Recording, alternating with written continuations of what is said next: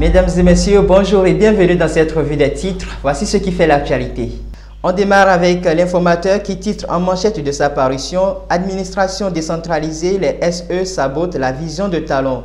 Le journal nous informe également que le Cataclès a été inscrit au patrimoine national. Parlant des SE révoqués pour des manquements graves, Matin Libre titre « Femmes et corruption, la désillusion ». Le journal nous informe également que dans le transport des marchandises au Bénin, la CTB devient FTB pour de nouveaux défis.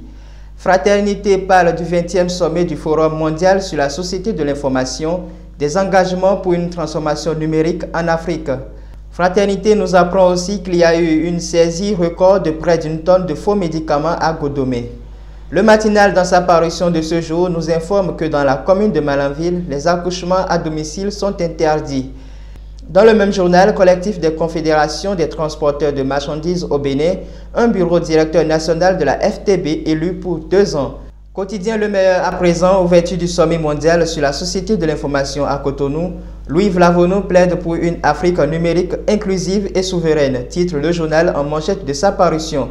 Pour lutter contre la désinformation au Bénin, la HAC renforce les capacités des professionnels des médias en ligne sur la vérification des faits, nous apprend le journal. Retour des biens et trésors culturels du Bénin, le Cataclès, tabouret royal, revient au bercail après 133 ans, titre quotidien Le Contemporain en manchette de sa parution. Dans la même parution, activité des médias en ligne au Bénin, la HAC outille les acteurs à mieux se professionnaliser. L'Indépendant informe sur la liste des 100 opérateurs de drones admissibles pour le recrutement de techniciens pour l'armée béninoise. Ils sont invités à se présenter ce jeudi 15 mai. Le journal parle aussi d'un accord cadre entre le Bénin et l'Université d'Ottawa, un partenariat mis en place pour évaluer les enseignants des universités.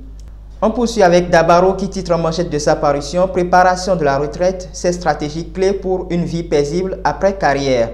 Dans la Donga, suite de la mission d'évaluation de la coopération belge et du PNUD, les bénéficiaires de Djougou et Waké saluent les réalisations du PRECAS, nous informe le journal.